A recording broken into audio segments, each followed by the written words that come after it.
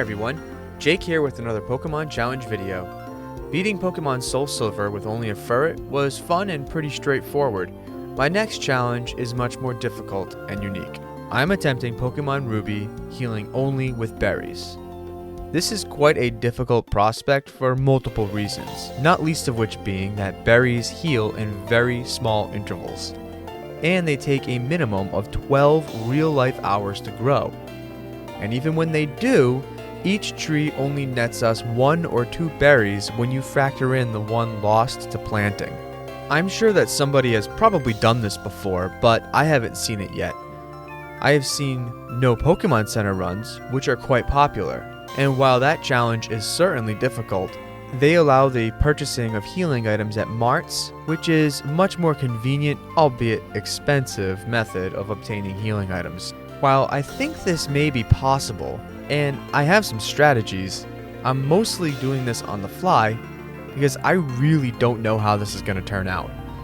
In no Pokemon Center runs, power points are typically the main issue since marts don't sell PP restoring items. In this run, power points will certainly be an issue, but I actually think that recovering hit points will be the bigger issue. Here are the rules I've set out for myself in this run. Using only berries to heal. If it doesn't grow on a tree, I'm not using it. This basically means that I'm not going to be using any man-made items to heal my Pokemon, whether bought or found throughout my journey. No use of a Pokemon Center, obviously, or beds that serve the same purpose. I will be using a PC in the Pokemon Center, but I cannot use it to heal my Pokemon. Putting your Pokemon in the PC will restore their HP and power points. This means that if I want to store a Pokemon in the PC, I will have to fully restore its health, eliminate any status condition, and restore all its power points. Otherwise, I cannot withdraw it again. This also means no blacking out. If I black out, I have to reset to a previous save file since the game will automatically respawn you at a Pokemon Center, fully healing your team.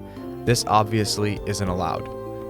This also means while catching wild Pokemon, I have to do one of two things.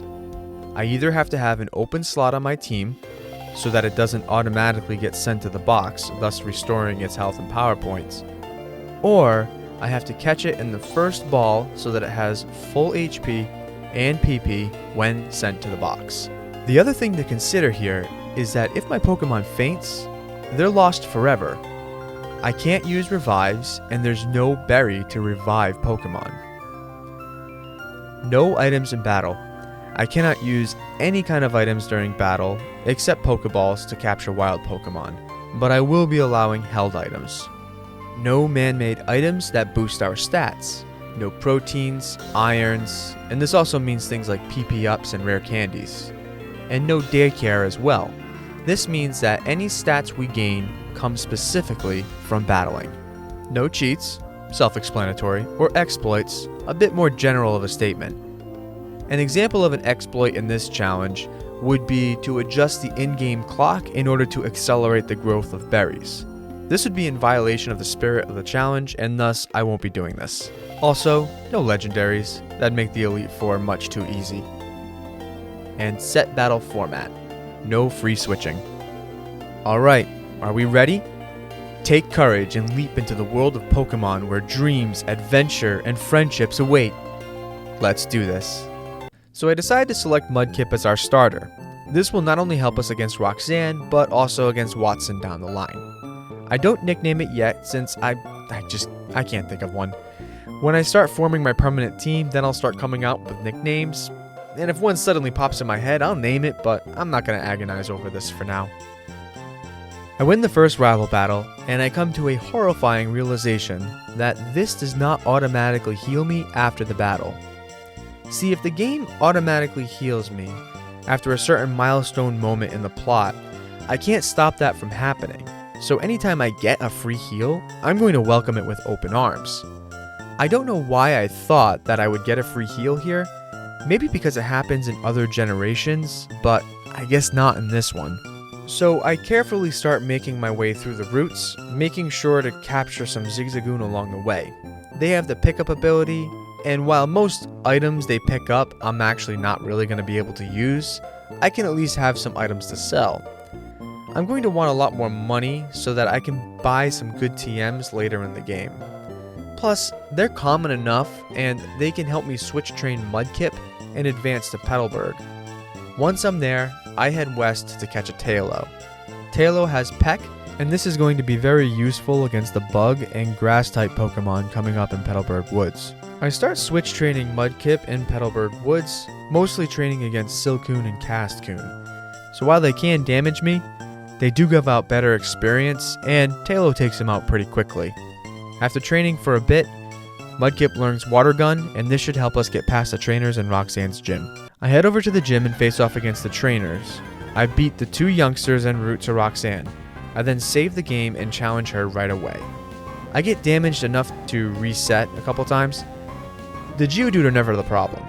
The problem is Nosepass. She has reasonably high special defense, and not being quad weak to water actually makes her quite a challenge. So the strategy is basically throw a bunch of mud at Nosepass and hope that it misses. After trying quite a few times, I get an attempt where I end up lowering Nosepass's accuracy 5 stages. I then switch into Wind Gull to try and finish the battle. I don't want to risk losing Mudkip to a critical hit since I can't get another Mudkip, but I can always catch another Wind Gull. Unfortunately, Wind Gull does get KO'd before it can finish the battle. It's crazy to think that this was our best attempt. We decimated that Nosepass's accuracy, but she was able to fight through it and knock out the Wind Gull. While it's really unfortunate to lose a Pokemon here, I can't sit here for hours grinding out attempts until I get the perfect outcome. I don't want this challenge to be so luck reliant either, so this outcome is going to have to be acceptable. Now that we have our first badge, let's go through how this whole berry harvesting process works. There are a set amount of berry trees in the game. Here's a map of where they are. The light blue star indicates a patch of soil where you can plant berries. Clearly, I'm not going to have access to all of these locations right away, as most of the map is inaccessible until I progress through the story. If my count is correct, there are 81 tiles available to plant berries. At this point in the game, we have access to only a few patches. Right now, the only patches available are on routes 102, 104, and 116. These patches have anywhere from 2 to 4 tiles available to plant on, giving us a total of 16 for this part of the game. That is not many berries. We only have access to orange berries right now as well to recover hit points. And these berries take 12 real world hours to grow and only heal at 10 HP a pop. That is a depressingly small amount of healing. Even when we eventually open up the whole map, we will only be able to yield 81 berries per growth cycle, which can take anywhere from 12 to 24 hours typically. Yes, trees produce 2 berries and very rarely 3 at a time when ready for harvest, but we always lose 1 to planting, so we're really only netting 1 at a time. Herein lies the difficulty of this challenge. Patience. I can't really play for more than 30 to 40 minutes at a time before I'm forced to wait for a harvest so that I can heal up my team. My routine has typically been to play for 20 to 30 minutes twice a day, once in the morning and once in the evening. This means very slow progress since simply the act of picking and planting berries takes up a lot of my time. So even though I may not show the footage of myself farming berries all that often, just know that it's happening in the background.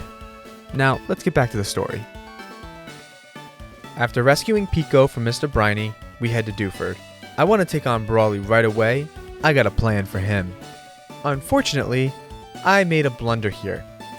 See, I thought that Sableye was available in Granite Cave, and Sableye is able to completely wall Brawly. His Pokemon has no way of hitting a Sableye. This gym should be a freebie. But, just like my Nidoran blunder, I figured out that Sableye isn't available here. Well, at least not in Ruby. That's only in Sapphire and Emerald. Well, that was a blatant waste of time. New strategy. Over-leveling! I want to train up Tailo so that we can safely beat Brawly. I carefully train her on the available trainers through Slateport and get her all the way to level 22, thus evolving her into Swellow. Once we have Swellow, Brawly is no trouble at all. We one-shot Machop and Makuhita, and now we have 2 badges. After beating Brawly, I go and face off against May.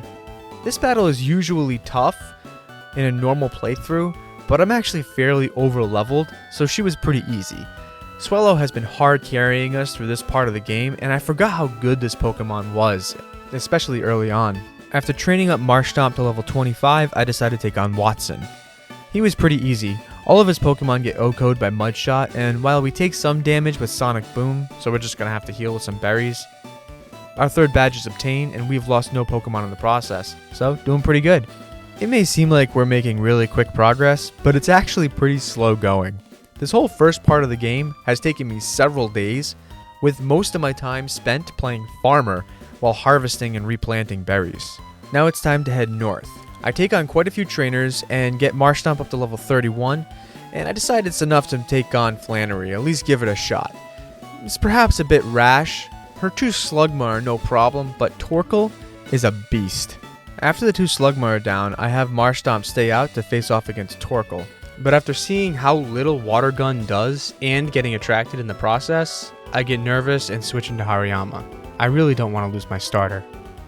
I land a weak strength and he uses Body Slam. This takes Hariyama down to 1/3 of her HP and we get paralyzed in the process. This is bad. I switch into Swellow and she takes a big Body Slam and gets paralyzed again. We're still above half health, so I risk it and go for a secret power. Torkoal outspeeds and uses Overheat, but he misses. Whew. Well, I guess that's making up for the double paralysis. That was only a 10% chance of a miss. Swellow fights through the paralysis and hits secret power, bringing Torkoal into red HP. I predict the healing item, so I switch back into Marshtomp. We hit with Mudshot as she lands a Body Slam. No Parahacks this time though. I hit another Mudshot, bringing Torkoal into low HP and powering up her subsequent Flail. This brings us to a mere 21 HP. Flannery uses another Hyper Potion, jerk, while I land a Mudshot. But now that our HP is low, this activates our Torrent ability and powers up Water Gun enough to finish off Torkoal. So with that, we have our 4th badge.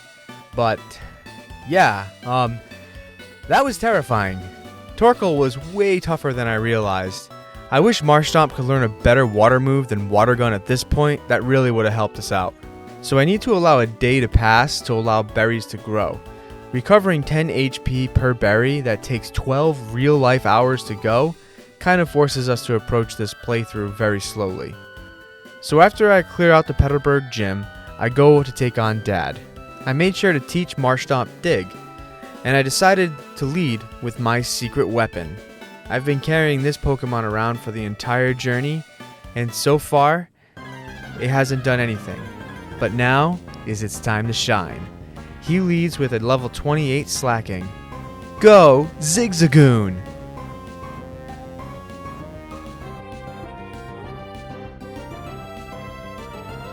Just pretend that didn't happen. Go, Marshtomp! This is actually my 2nd attempt, and I learned that Slacking is faster than Marshtomp, so his Truant ability actually kicks in on the turn that Marshtomp would be underground when we're using Dig. So, I needed 1 turn to pass without taking any damage on Marshtomp. So we start burrowing underground, and his Facade misses on his attacking turn. I hit him when I pop out of the ground, and his Truant turn kicks in. So I burrow underground again and stay there for the attacking turn again. I come up and hit him again, his Truant turn. So we do this for a while, and Slacking is really tanky, so Dig isn't actually doing all that much. Between doing this for so long and Dad using a Hyper Potion, we get Slacking down into the red HP but are completely out of Dig power points. It's his Truant turn anyway, so I use just 1 Mudshot, and that should be enough to finish him. But it missed. That move has a 95% chance to hit, and this is the moment it decides to miss. I hate moves that are not 100% accurate. Seriously, they suck. Fortunately, Slacking only uses Yawn, and our next Mudshot finishes off the Slacking. Out comes Vigoroth. I switch out Marshtomp to make sure that he doesn't fall asleep, and send out Shroomish. I was hoping that Vigoroth would just use a bad move, but He showed no mercy and demolished the Shroomish. Ouch. That one hurts. I was really actually looking forward to having a Breloom. So I send out Hariyama. I get in a 4-hit arm thrust after a Vigoroth slash. Vigoroth is in low health, and after landing a facade, taking us down to about 1/3 of our health, I finish him off with another arm thrust. Out comes his level 31 slacking, and this thing terrifies me. I decide to switch into Swellow. This was a tough decision. Slacking takes her down to 12 HP off of one facade. I land a secret power and a wing attack, but then Slacking finishes off Swellow. That one really stings. I was very attached to Swellow. It was a valiant effort by her to hang in there and get 2 hits on Norman's ace. I send out Hariyama, and she gets a quick claw pop, allowing us to land a big vital throw without having the negative priority. This takes Slacking down to low HP. Dad uses another hyper potion, and we land a vital throw, taking him down to just above half health. I get another quick claw pop and land a vital throw, bringing this ape into red HP. The next turn, he starts tightening his focus for a focus punch, and we finish him off, winning the battle. This was the 3rd attempt at this battle, and it was by far the best outcome I had. Getting this badge was so important since it really opens up the map, allowing us to get a ton of more berry patches to start growing on. It was sad to lose those Pokemon. I was really hoping to have a Breloom, but at this point, I'm not sure if it was going to happen, and even if it did, it wouldn't be till much later anyway. I was also really sad to see Swellow go down. She carried us through some very important stretches. She was beginning to get outclassed though, since Swellow's stats, they're not exactly legendary. Wasn't there another team member? No, I don't think so. Time to say farewell to Swellow. Thank you so much.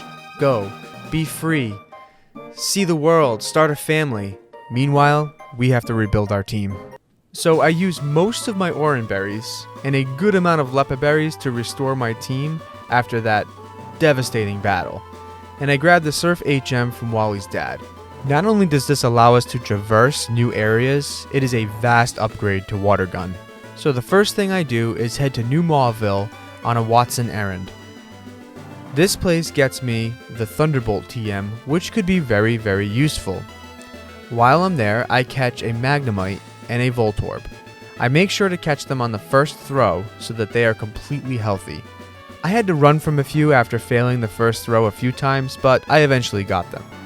These two are going to be very helpful against Winona and her flying Pokemon, and I think I'm going to use a Magneton the whole game. He has really good typing, and it's really nice to have an electric type when playing through the Hoenn region. I then head east, then north, planting berries everywhere. I take on the Weather Institute, and it was really easy, barely worth bringing up. The only thing is I thought I might get an in-game auto heal after this, but nope. This hasn't happened yet all game, not even after taking out the Magma team in Slateport. I know you get a free heal in Emerald after that one, so I wonder if I'm ever going to actually get that luxury. After this, I take out May and she gives us Fly. Too bad nobody on my current team can learn this. But even if I did, I would probably barely use it. Many berry relocations are pretty remote, and I think it's faster to just make the circuit around the whole map, planting and harvesting berries at every available patch. This is me traversing the Hoenn region, harvesting and planting berries, sped up and editing. It takes me usually about 25 minutes to make the entire circuit. So, that's 25 minutes of not actually making any game progress and not even leveling up my Pokemon with grinding. This challenge is actually going to take a while. So I start thinking about my final team. I was thinking of using a Camerupt, but the problem is that it's really slow and its stats are really not all that great. I decide I can upgrade my fire type with a Vulpix, so I head over to Mount Pyre to catch one. After several days of only harvesting and planting berries, I finally have a pretty good crop going. I have quite the inventory of healing items, and it may be a good time to start making some progress in the game. I decide to take on Winona next. I am terrified of Altaria, but I think we can handle it. After losing the first fight, I reset and decide to lead with Boba the Electrode. Boba, like the tea? 'Cause Electrode is Ball. I'm bad at coming up with nicknames. He is actually able to take out Swellow fairly well, and next up is the terrifying dancing Altaria. Electrode is not going to be able to do much damage, and Magneton can't fight it since she has Earthquake, and that is a guaranteed one-shot. I elect to use Screech on the first turn to weaken her before sending out my next Pokemon. She hits with an Earthquake though instead of using Dragon Dance, and surprisingly, Boba was able to hang on. With that, we're able to get another Screech in to lower her defense by 4 stages. Ultimately though, this dooms Electrode. Altaria uses an Aerial Ace next turn, knocking him out.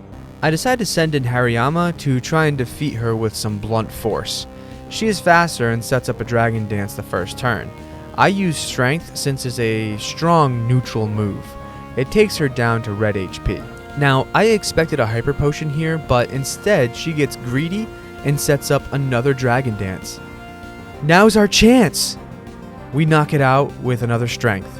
That was by far the biggest threat. Her Skarmory comes out next, and we just switch straight into Magneton. After taking a weak Aerial Ace, we knock it out with a Thunderbolt. Next is Pelipper, and she is quad weak to Electric, so one Shockwave finishes her off. That was awesome. I never expected to beat her so quickly. I was expecting a ton of attempts. We didn't do unscathed though, as we lost Boba in the process. He did so good though, taking out the Swellow and really weakening the Altaria after surviving an Earthquake. I knew I was probably going to have to sack someone in that fight, and I was relieved that it was only one. So I go to release Electrode, and while he rolls away, we get rolling with progress. After harvesting another crop, I head over to Mount Pyre and progress through the plot a little bit. After kicking Team Magma off the mountain, I chase them out of Slateport Harbor. Then I head over to Lily Cove and boot them out of their own hideout. Now that that's done, I can start heading across the sea to Mossdeep. Along the way, I battle every single trainer I see while having Kit the Ninetails hold an experience share. We basically demolish all of the water trainers here. Along the way, I also head north to Shoal Cave to capture a Spheal. I want to have a strong ice type on the team to have an answer for Drake in the Elite Four, so I capture this Spheal on the first throw and name him Sub-Zero. Now I decide to take on Tate and Liza. My team is far from complete, but this is what I'm going with. We have Kit the Ninetails at level 41, Quake, our level 40 Swampert, Tesla, our level 41 Magneton, Mankey, our level 33 Hariyama, Pellinor, our level 30 Pelipper, and our newly acquired level 31 Spheal, Sub-Zero. So while this is a far cry from a complete team, in Pokemon Ruby, Tate and Liza are actually far easier than they are in Pokemon Emerald, them only having 2 Pokemon, Solrock and Lunatone. I lead with Quake and Tesla. I realize my blunder in having Tesla out there since Flamethrower will do big damage. I can't risk losing it by having them double into that slot, and I decide to switch out. I switch into Pellinor, and she takes the Solrock Flamethrower that I saw coming. Lunatone then uses Calm Mind. I use Surf, and it hits their side of the field, taking out a quarter of Lunatone's HP and half of Solrock's. In this generation, Surf hits only your opponent's side of the field, not your own. I'm going to use this to my advantage. On the next turn, Lunatone uses a powered up Psychic and takes out Pellinor. I send Mankey in her place as Solrock uses a Psychic into that slot, taking Mankey to really low health. This is bad. I should not have done that. Quake's next Surf brings Lunatone down to half HP and finishes off the Solrock. So even though I made a bit of a blunder there, at least we have a 2 versus 1 situation in our favor now. And now that Flamethrower is no longer an issue, I send out Tesla to take the place of Mankey. Lunatone takes the bait and hits that slot with a resisted Psychic. It still takes a big chunk of HP, dipping us to about half. Now Lunatone though has to bear the full brunt of Quake's mighty Surf, and this proves to be too much for him, and he goes down, giving us the quick victory. Losing Pellinor stinks, but she was not going to be a part of my final team anyway, so we cut our losses and get out of there with our 7th gym badge. After that victory, I surf south and find Maxie on the seafloor cavern now that we can use Dive. Quake handles all 3 of his team members with no difficulty. Maxie is so upset by this that he busts out the blue orb and taunts Groudon with it. This seems to be too great of an insult to endure, so the legend storms out and turns the sun up to an 11 out of 10. Since there isn't an SPF level to protect us from this harsh sunlight, I, as a child, need to address the situation. No, not these fully grown adults with full teams of Pokemon. Me, the 10-year-old. I head over to the Cave of Origin and find Groudon chilling in this pool of lava. Listen, Groudon, I know Maxie's a jerk, but you think you could turn the sun down a little bit? Groudon ain't really having that, so he challenges me to battle. And he is terrifying. So terrifying, in fact, that I just run away. But as it turns out, that was the right move. And Groudon, he just leaves and turns the sun back to normal. Cool. You know, it's really weird how they allow you to just avoid that whole plot point. I need another Pokemon to fly with, so I decided to go and catch a Tropius. This will give me an HM user for Cut and Fly. I find this Tropius, I catch it, name him Littlefoot, and add him to the team. After another day of harvesting berries, I take on Wallace. I lead off with Tesla against his Love Disc.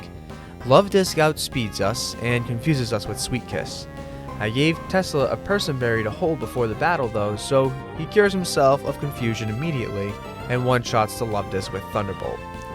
Wallace sends out Whiscash on the next turn. I switch into Littlefoot since there's nothing Tesla can do against this thing. On the switching turn, Littlefoot floats gently above the earthquake that was intended for Tesla. On the next turn, Whiscash uses Water Pulse though, and it takes out only about, maybe not quite third our health. Our Razor Leaf takes out a solid third. As long as Water Pulse doesn't confuse, we should be okay. We trade blows again, bringing us down to just under half HP and bringing him down to low yellow HP. The next Water Pulse takes us down to 21 HP, and our next Razor Leaf takes out the Whiscash. Next up is Celio. We switch into Magneton and get hit by a weak Body Slam on the switching turn. We don't get paralyzed, so our next turn we outspeed and one-shot him with a Thunderbolt. Seaking is out now, and we also outspeed it and one-shot it. Last is the super tanky Melodic. Melodic is faster and hits us with Water Pulse for decent damage. Unfortunately, this one confuses us. We fight through the confusion and hit a massive critical hit Thunderbolt to finish off the Melodic in one hit. That was incredible. I am certain that without that crit, Melodic would have endured it. And so with that, we get the Rain Badge, and that is all 8 badges. I'm actually surprised that I made it this far in this challenge. This is going to be possible. As exciting as this all is, we are no way ready for the Elite Four. We need to grind up our levels a bit to just stand a chance. As far as my final team goes, I think I'm going to go with pretty much what you see here. Tesla, Mankey, Quake, Kit, and Sub-Zero. I'm not sure what I'm going to use for my last team member, but I don't think Littlefoot's going to make the cut. After studying the Elite Four for a little bit, I decided I should have an Exploud as my final team member. I have pretty good answers for most Elite Four members, but Phoebe with her ghost types is a little concerning for me. I think that this reasonably strong normal type will give good move coverage and could be a good answer for her. After making my way through Victory Road, I decided to grind up the team a bit. I'm going to try to get everyone at least to level 50. That should give us a pretty good chance to win. So after failing a couple of attempts, forcing me to reset a couple of times, I was able to narrow down a final strategy. So here is my next attempt. Against Sydney, I lead with Tesla. Tesla absorbs Mightyena's Intimidate, so my next Pokemon won't. I set up Reflect while he just uses Sand Attack. Then I switch into Mankey. Mightyena uses a couple of takedowns and we finish it with one Brick Break. Shiftry comes in, and after taking a Fake Out, he uses Double Team and we finish it with a Vital Throw. Vital Throw not being able to miss is really nice to have in this battle. Due to the guaranteed hit of Vital Throw and some poor move choices, both Absol and Cacturne go down with one hit each without dealing any damage to us. Last up is Sharpedo, and after landing a Surf, we finish it with another Vital Throw, winning the battle with 92 hit points left. Sydney was really the main reason I invested the time into trading up a Hariyama. Mankey really dominates his team. Next up is Phoebe, and I find that leading with Tesla is the best strategy, so I do just that, setting up another Reflect, weakening her physical ghost type moves. She confuses us and we hit ourselves on the next turn as she sets up a curse. I switch into Punky, our Exploud, and she sets up a Future Sight. Our Shadow Ball finishes the first Dusclops. Next up is Banette, and after taking out about 3/4 of her health, she hits us with a burn. This stinks. This is going to halve the power of our Shadow Ball attacks.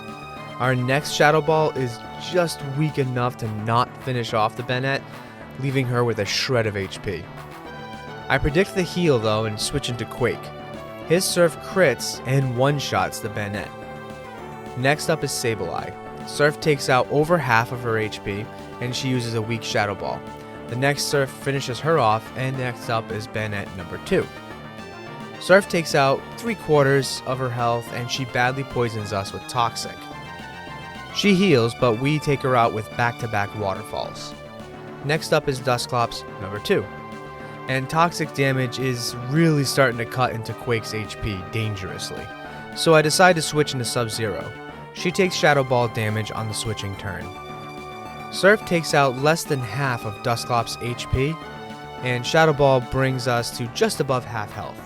I use Ice Beam the next turn to bring her down to low yellow HP as she hits with a critical Shadow Ball, bringing us into red. She recovers with a Citrus Berry to about half, and we use Rest. I gave Sub-Zero a Chesto Berry, so we're able to wake up immediately. She confuses us, putting us in a tough spot. We hurt ourselves, and she hits with a Shadow Ball, bringing us down to below half health. Alright, time to switch. I switch into Kit, and we burn the Dusclops, thus weakening any future Shadow Balls. We get hit with Confuse Ray, but once again, I had a Person Berry equipped, so this eradicates the confusion right away. I then set up Safeguard to protect us from any further status afflictions. She uses Earthquake, but it's not stab and its power is halved due to the burn, so it actually doesn't do all that much. We finish her off with a Flamethrower, and that's it for Phoebe. She's really tough though. Her team is very tanky and all their status afflictions really make it a team effort. She's pretty tough to get through. After using a ton of berries to recover the team after this battle, it's time to move on to the Ice-type trainer, Glacia. She leads with a Glalie, and I elect to lead with Kit, the Ninetales. Flamethrower is not powerful enough to one-shot her, and she sets up a light screen. I decide to burn her after she heals, and then I switch into Mankey to take the weak Crunch. She sets up Hail, and I use Brick Break, shattering her light screen and finishing off the Glalie all in one shot. Next is Celio, and Brick Break isn't enough to one-shot it, but it doesn't heal, so we're able to finish her off the next turn. Our HP is starting to run low though, so I elect to switch into Tesla when Celio number 2 comes out.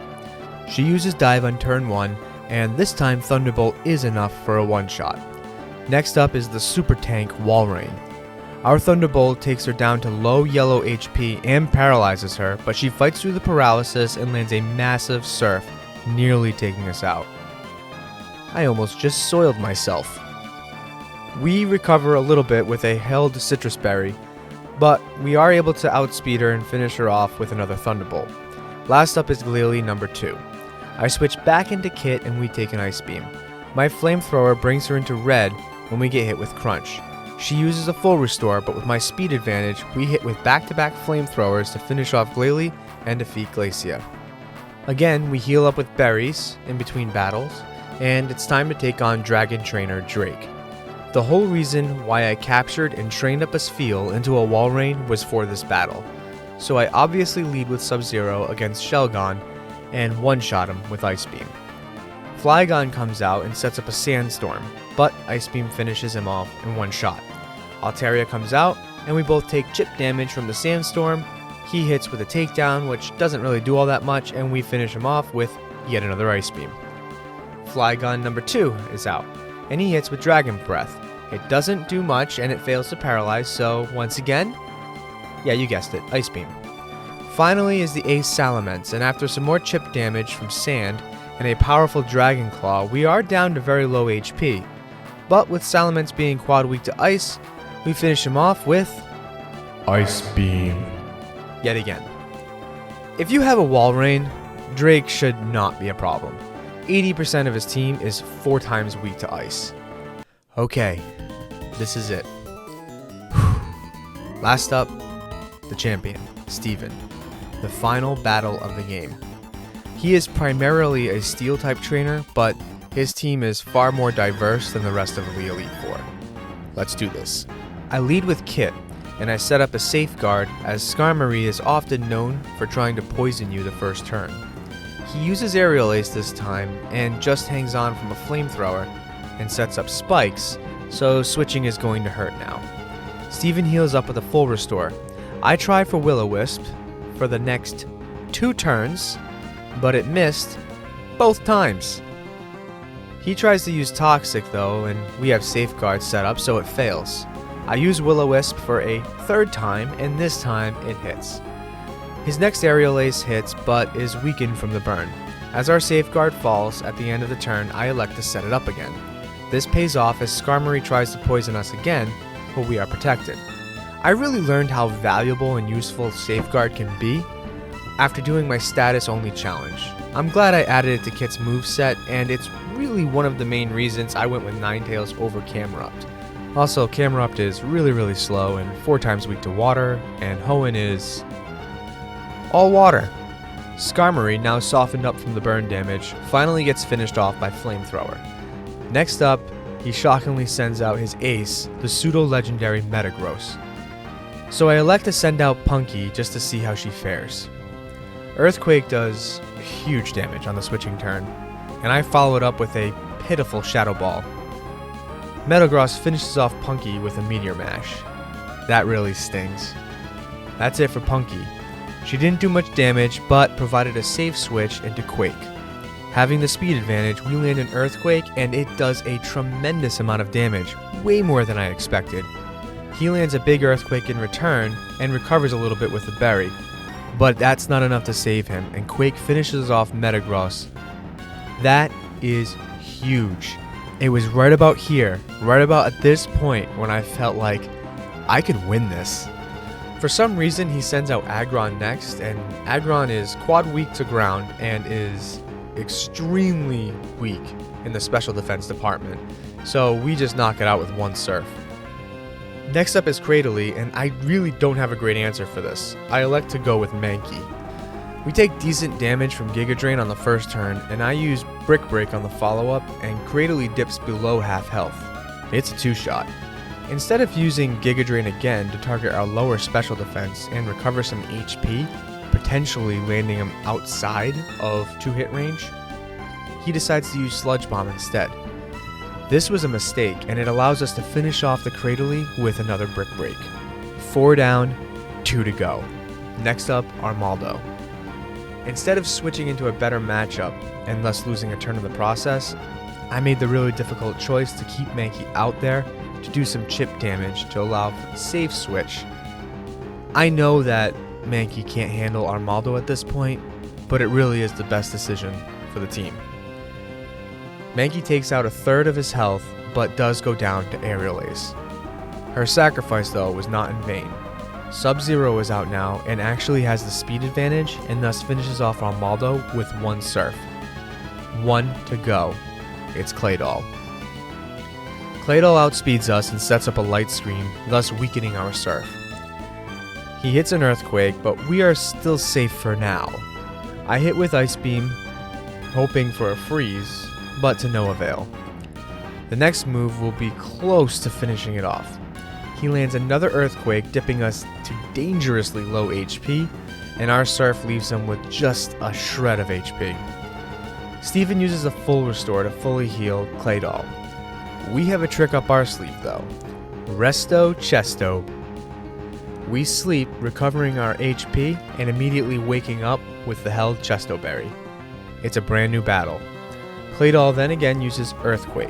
I risk it and use Blizzard. It hits and does more damage than Ice Beam or Surf, thus making this look like a 3-hit KO even with Light Screen up. Light Screen falls the next turn, but he sets it up again before I can attack. I land Surf again and Steven once again uses a full restore. We hit another surf, and it seemed to do more damage than the previous ones. He hits with another earthquake. My next surf once again brings him to about a third of his HP, and he uses another earthquake. It's gonna be really close. Maybe I'll get the damage range. I use surf once again, and this time, it's enough. We win. I beat Pokemon Ruby without healing at a single Pokemon Center or bed, or without using any potions or revives or any man-made healing items of any sort. That's it. That's how I beat the game, using only berries to heal. What a real challenge this was. This was a time-consuming challenge. The early part of the game made me question if it was even possible, especially when I didn't get healed after the rival fight. In fact, in this game, there is not a single instant where you get a free automatic heal throughout the course of the story. I had absolutely no free heals at any point in the game. I didn't realize that was the case in this game. When I researched this challenge, I tried to find where I did get free heals throughout the story, but I couldn't find any info on it for Ruby and Sapphire. I only found that info in Pokemon Emerald. I thought it was because I just didn't look right, I couldn't find it. And I figured I would have to figure it out as I went along. Well, I did just that, and now I can definitively say that there are no free heals throughout the Ruby and Sapphire plot. Maybe I would have chose Emerald instead had I known that. I actually chose Ruby because I thought it would be easier, and maybe it still was. I figured Team Magma alone would make it easier, and not having to challenge Steven Stone in the post-game would save me some time. Not to mention that a lot of the gym leaders were easier in Pokemon Ruby and Sapphire than they are in Pokemon Emerald. So, maybe it was easier, maybe it wasn't. The free heals would have been nice, but the easier battles are probably nicer. So, off-script time. Growing berries is so tedious. It is crazy tedious in these games. And it's especially tedious in this generation. If you want a challenge, though, that you can kind of casually play over the course of a few weeks to allow the berries to grow, this is really fun. It's very possible. I gotta say, I'm really satisfied by doing this. You know, I always like to have unique challenges, and I felt like that was pretty unique, and I had a lot of fun doing it. I'm telling you, after the early part of the game, I really didn't think I was going to be able to get through this. But I'm glad I did. It was a lot of fun. Anyway, I'm thinking of my next challenges. I don't really know for sure, but I'm thinking Sinnoh region, since that seems to be kind of the way it's going. I'm thinking Gen 4, maybe Pokemon Platinum. I think I'd rather have Platinum over Diamond and Pearl. Platinum's a more complete game. I want to do a bit more research, and so I guess we'll find out. Anyway, that's all I got. Thank you so much for watching. I really do appreciate it. See you next time.